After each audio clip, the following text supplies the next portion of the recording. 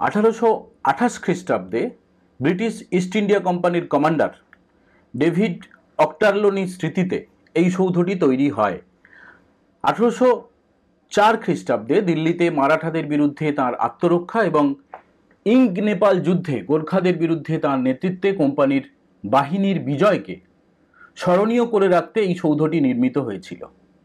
দেশ স্বাধীন হওয়ার পর 1969 খ্রিস্টাব্দে যুক্তফ্রন্ট সরকার এই স্মৃতিসৌধটিকে ভারতের স্বাধীনতা আন্দোলনে নিহত শহীদদের উদ্দেশ্যে উৎসর্গ করে। সেই সময় এই সৌধের নতুন নামকরণ করা হয় শহীদ মিনার। রবিবার ছুটির দিন, দেশে বিদেশে রামনবমী উদযাপন চলছে, তবে ছবিতে এখানে যাদের জড়ো হতে দেখছেন তারা কেউ হাওয়া খেতে আসেননি।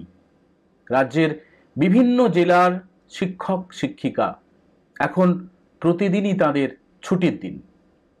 রাজ্য সরকারের অপদার্থতার কারণে গত 3রা এপ্রিল এদের সবার চাকরি বাতিল করে দিয়েছে সুপ্রিম কোর্ট। গোটা ইতিহাসটাই আপনারা জানেন, এ বিষয়ে আগেই আমরা ডিটেল ভিডিও করেছি। আজ আমরা আগাম জানাচ্ছি এ রাজ্য একটি অভূতপূর্ব শিক্ষক বিদ্রোহ দেখতে চলেছে। নমস্কার বন্ধুরা, আপনারা দেখছেন নবান্ন নিয়ন্ত্রণ।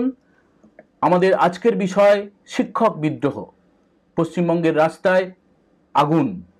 বিষয়ে ঢোকার আগে বলি, খুব ছোট এই চ্যানেলে আপনাদের সবাইকে স্বাগত।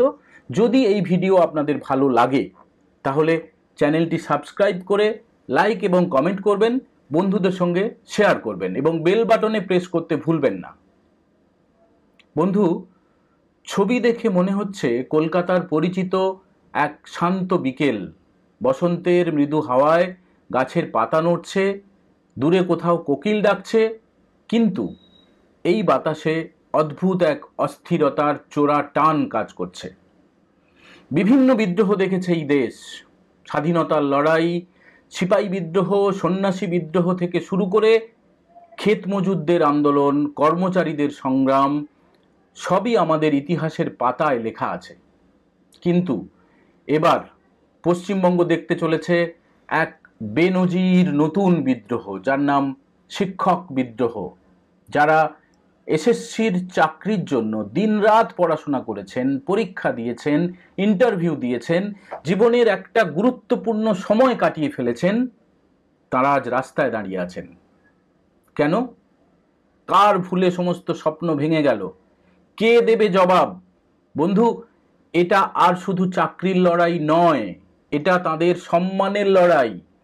সরকার ভাবছে যারা চাকরি পেয়েছিলেন এবং যারা টাকা দিতে পারেননি বলে চাকরি পাননি, সবাই মিলে চুপ করে বসে থাকবেন।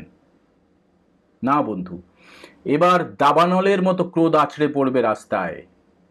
7ই এপ্রিল নেতাজি ইন্ডোর স্টেডিয়ামে চাকরিহারাদের নিয়ে সভা করবেন মুখ্যমন্ত্রী মমতা বন্দ্যোপাধ্যায়।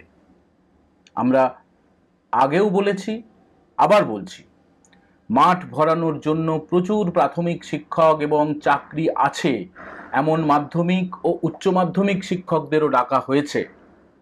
চাকরিহারাদের একটা বড় অংশ সভায় যাবেন না। যারা যাবেন তারা যে শুধু পুতুলের মতো বসে থাকবেন তা না। মুখ্যমন্ত্রীর সভায় কি ঘোষণা হতে পারে তার ইঙ্গিত আমরা আগেই দিয়েছি। একটা থোক টাকা সান্ত্বনা পুরস্কার হিসাবে ঘোষণা করা হতে পারে। সিভিক পুলিশের ধাঁচে সিভিক শিক্ষক।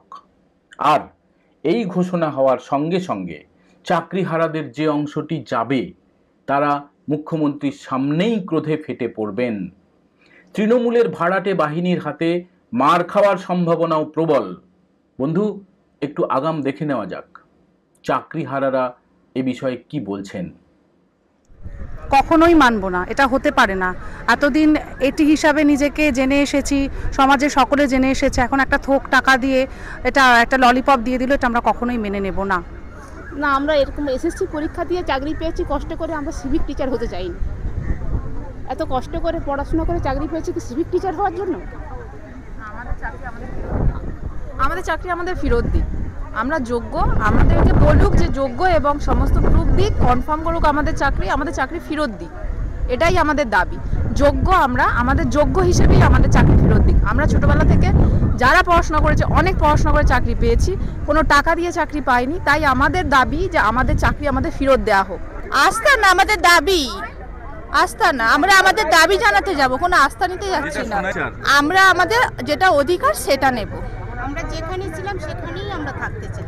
আমরা তো আমাদের যোগ্যতার বেসিসেই আমরা ছিলাম, তো সেই জায়গাটা আমরা ফেরত পেতে চাই। সবাই জানে কে দায়ী, পশ্চিমবঙ্গ জানে, আপনারাও জানেন, সবাই জানে কে দায়ী, নতুন করে সেটা বলার কোনো প্রয়োজন নেই। এই শিক্ষক শিক্ষিকারা জানেন তাদের চাকরি ফেরত দেওয়ার ক্ষমতা মুখ্যমন্ত্রীর নেই। প্রশ্ন উঠছে, তাহলে তারা কেন যাচ্ছেন? মানুষ যেমন কৌতূহলে সার্কাস দেখতে যান, সেই কারণেই কেউ কেউ নেতাজি ইন্ডোরে যাবেন। অপেক্ষা করুন, নাটকের পাল্টা নাটক মুখ্যমন্ত্রী দেখতে পাবেন।